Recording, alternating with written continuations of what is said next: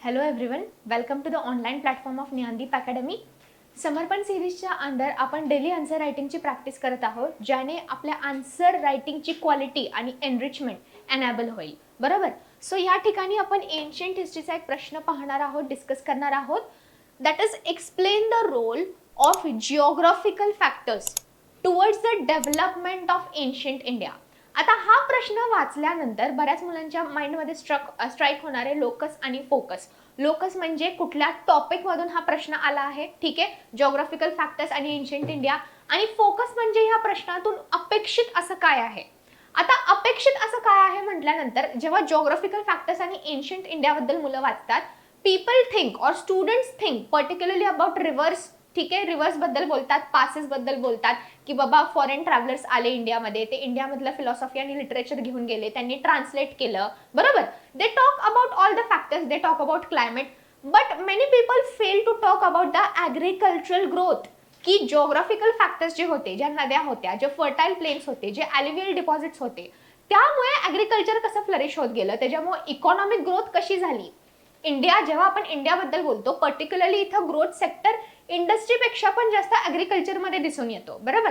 So हे सगळे factors सुद्धा तुम्हाला तुमच्या उत्तरात मांडणं अपेक्षित आहे, तुमच्या म्हणजे तुमचं आन्सर बाकीच्यांपेक्षा जास्त एनरिच ठेवण्यासाठी. बरोबर. सो ह्या क्वेश्चनची जर आपल्याला इंट्रोडक्शन लिहायची झाली, so how you can introduce this answer in 1 or 2 lines. So you can say that geographical factors paved a significant way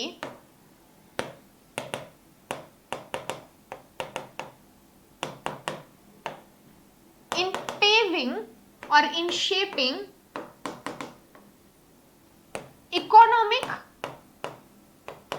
and cultural diaspora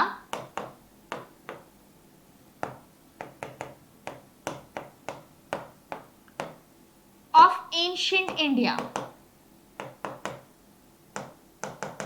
म्हणजेच आपण आपल्या इंट्रोडक्शन मध्ये काय समज केलं की जे जिओग्राफिकल फीचर्स आहेत, मग ते माउंटेन रेंजेस असतील, ते फर्टाईल ॲल्युव्हियल प्लेन्स असतील, ओके, त्या नद्या असतील, नद्यांचे बेसिन्स असतील, त्या सगळ्या जिओग्राफिकल फीचर्सनी, त्यानंतर टोपोग्राफी झाली, स्लोप झाला, okay, slope which is decided by the mountain ranges, त्या सगळ्या डिवाइडमुळे आपली इकॉनॉमिक आणि कल्चरल डिमार्केशन्स कसे डिफाईन झाले आणि त्यातून आपला एन्शियंट इंडियाचं प्रतिबिंब कसं दिसतं ते आपल्याला म्हणजे ह्या उत्तरात सांगायचं आहे. सो ते स्पष्टीकरण आपण 1-2 लाईनीमध्ये संपवलं. बरोबर. So this will be the simple introduction, simple and precise, I must say precise introduction for your answer. बरोबर. आता हे इंट्रोडक्शन लिहिल्यानंतर तुम्हाला लक्षात घ्यायचंय की तुम्ही जेव्हा उत्तर मांडताय त्या एक्झामिनेशन हॉलमध्ये, त्या स्ट्रेसमध्ये, त्या 5 ते 7 मिनिटामध्ये, तेव्हा तुम्हाला 1 मिनिटाच्या आत रिकलेक्ट करायचे आहेत की तुम्ही कुठले कुठले पॉइंट्स कन्सिडर करणार आहात while writing the body of the answer or main answer. ठीक आहे. सो त्यामध्ये पहिला मुद्दा तुम्ही काय काय लिहू शकता. You can give reference of उत्तर पठा अँड दक्षिण पठा. बरोबर. उत्तर पठा म्हणजे north eastern basin, Indus basin, ज्याच्या अराउंड ॲग्रिकल्चर आणि सेटलमेंट फ्लरिश होत गेल्या. दक्षिण पठा म्हणजे काय, सेटलमेंट ज्या साऊथ इंडियामध्ये फ्लरिश होत गेल्या along the Indus basin. So त्या सेटलमेंट्स बद्दल, त्या सेटलमेंट्स कशामुळे झाल्या, because of fertile Indus basin and the settlements residing besides. त्यामध्ये सबसिस्टन्स टाइप ऑफ ॲग्रिकल्चर पण लोकांनी प्रॅक्टिस केलं, त्याचा उल्लेख तुम्ही आन्सरमध्ये देऊ शकता. त्यानंतर you can talk about Vindhyan ranges marking or demarking the cultural divide. Okay, तो एक मुद्दा तुम्ही हायलाइट करू शकता. त्यानंतर land and sea routes propagating culture and philosophy. जसे की बरेच ट्रॅव्हलर्स आणि चायनीज आणि अरब फिलॉसॉफर्स इंडियामध्ये आले, ते इंडियामधून ग्रंथ घेऊन गेले त्यांच्या देशात ट्रान्सलेट करण्यासाठी. सो त्यांची ॲक्सेसिबिलिटी किंवा त्यांचं येणं जाणं कशामुळे फॅसिलिटेट झालं, bye land and sea roots which is again a geographical feature. त्याचा उल्लेख तुम्ही तिथं मांडू शकता. त्यानंतर यू कॅन टॉक अबाउट, आता हा जो लास्ट मुद्दा आहे म्हणजे correlation of geographical features and agriculture, that many students miss to write. पण तो लक्षात घ्या, एक इम्पॉर्टंट इकॉनॉमिक मुद्दा आहे जिथून ॲग्रिकल्चरची ग्रोथ इंडियामध्ये होत गेली आणि आज सुद्धा ते फर्टाईल प्लेन्स खूप लीडिंग आहेत इंडियामध्ये, जिथं सर्वात जास्त ॲग्रिकल्चरल प्रोडक्शन होतं किंवा सर्वात जास्त उत्पन्न जनरेट होतं. बरोबर. So you have to mention about fertile Gangetic plain or the North Indian plains and its significant agricultural growth leading to or boosting economy of India. बरोबर. सो हे सगळे मुद्दे आपल्याला आपल्या मेन बॉडीमध्ये, ओके, मेन आन्सरमध्ये इन्क्लूड करायचे आहेत. तर आता ते कसे ते एक एक पाहूया. आता पहिला पॉइंट तुमच्या मेन आन्सर मधला, उत्तर पठा अँड दक्षिण पठा facilitated economic as well as cultural ties. Cultural ties कसं, कारण लक्षात घ्या जेव्हा आपण उत्तर पठा किंवा दक्षिण पठा या सेटलमेंट्स बद्दल बोलतो, they are basically tracing the invasion of Aryans into India. Aryans जेव्हा इंडियामध्ये आले तेव्हा त्यांचा पहिला प्रायोरिटी रेफरन्स कुठं होता सेटल होण्याचा, तर तो होता इंडस बेसिन. इंडस बेसिन का, कारण तिथं प्लेंटी ऑफ पाणी होतं, subsistence type of agriculture practice करण्यासाठी फेवरेबल कंडिशन्स होत्या. त्यामुळे इंडस बेसिनच्या अराउंड किंवा सराउंडिंग इंडस बेसिन बरेच सेटलमेंट्स होत गेले. आता जी सेटलमेंट नॉर्थ आणि ईस्टर्न साइड मध्ये झाली त्याला उत्तर पठा म्हटलं गेलं, आणि जी सेटलमेंट साऊथ मध्ये फ्लरिश होत गेली, डाऊनवर्ड डायरेक्शनने फ्लरिश होत गेली, त्याला दक्षिण पठा म्हणण्यात आलं. बरोबर.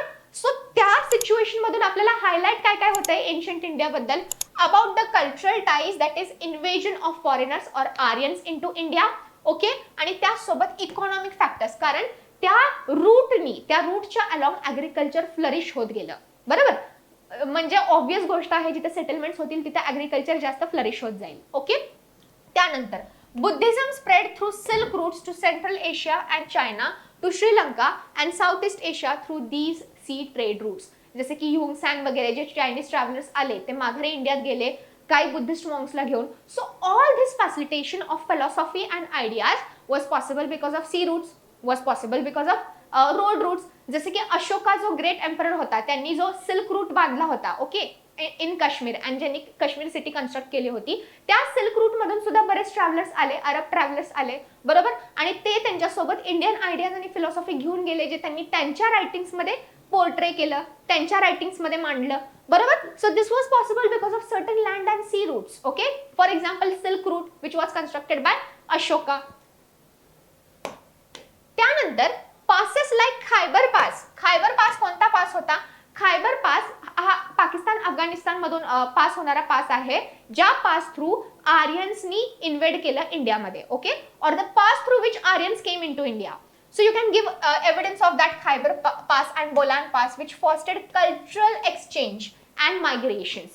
And particularly this is जर आपण ancient history बद्दल बोलत आहोत तर हे migrations कोणाबद्दल बोललं जात आहे? Regarding Aryans. बरोबर.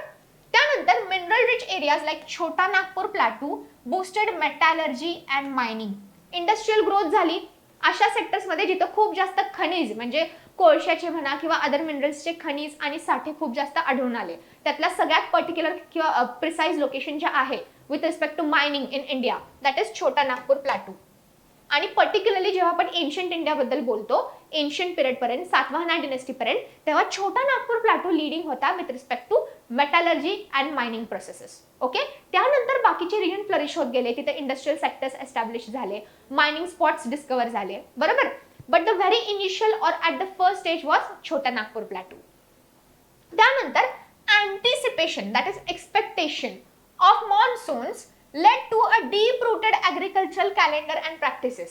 म्हणजे मॉन्सून कधी येणार आहे इंडियामध्ये हे कोण डिसाइड करणार आहे? Orographic features. For example your greater Himalayas, your Sahyadri mountain ranges. जसं की जर आपण सह्याद्रीचा विचार केला तर सह्याद्री हा ओरोग्राफिक फीचर आहे कारण या साईडला कोकण साईडला काय आहे? रेन फेड रिजन आहे, कारण इथं विंड्स राईज होतात माउंटेनला स्ट्राईक करून. So there is adiabatic cooling, there is cloud formation, त्यामुळे इथे पाऊस पडतो. On the other hand Deccan मध्ये त्या पिरियड मध्ये पाऊस पडत नाही.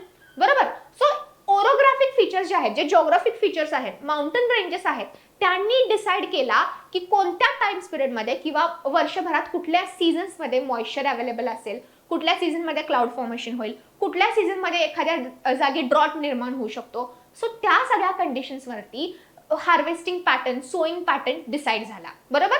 सो त्या सिच्युएशन मध्ये म्हणजे मॉन्सून पॅटर्न कुणामुळे डिसाइड होणार आहे? ओरोग्राफिक फीचर्समुळे डिसाइड होणार आहे. आणि त्याच्यामुळे काय डिसाइड झालं? ॲग्रिकल्चरल कॅलेंडर डिसाइड झालं. म्हणजे कुठला सोईंग सीझन असेल, कुठला हार्वेस्ट सीझन असेल, that was decided and that was again relating to geographical features. ठीक आहे. सो हे सगळे मुद्दे तुम्ही इन्क्लूड करू शकता. And now when it's time to conclude your answer you can always take the help of a map to conclude your answer. ठीक आहे. ते जास्त एफिशियंट राहतं आणि लाईक प्रिसाइज राहतं. आता ह्या सिच्युएशन मध्ये हा इंडियन मॅपची आउटलाईन आहे. What you can show, you can sum up all of your answer in one single map और वन सिंगल फ्लो चार्ट. आता ह्या सिच्युएशन मध्ये लक्षात घ्या या सिच्युएशन मध्ये तुम्ही उत्तर पठा दक्षिण पठा दाखवला, हायलाइट केला. Okay, you can talk about cultural expansion. So या पॉइंट मध्ये तुम्ही ए मध्ये काय सांगत आहात, कल्चरल एक्सपान्शन किंवा एक्सपान्शन म्हणण्यापेक्षा तुम्ही सेटलमेंट सुद्धा शब्द वापरू शकता.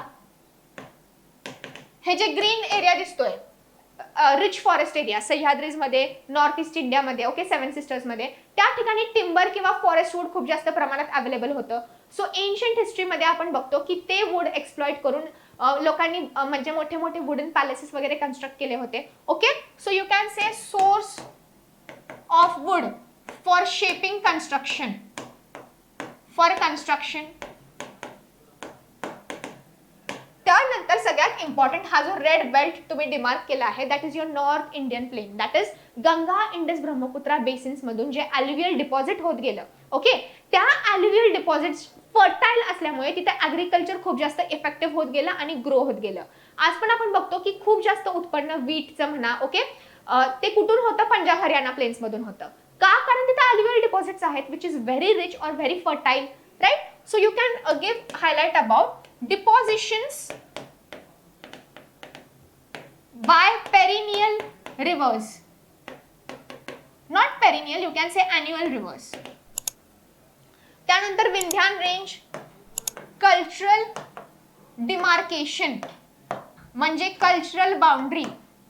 हे जे विंध्यान माउंटेन रेंज आहे, इट इज अ बाउंड्री और it is a divide line between north India and south India, giving us a detailed precise information about how that mountain range or those orographic features are deciding the cultural diversity between north and south. ठीक आहे. So अशा प्रकारे तुम्ही तुमचा answer conclude करू शकता. and this is how you can precisely put all the points you know in one single sheet of answer. Thank you.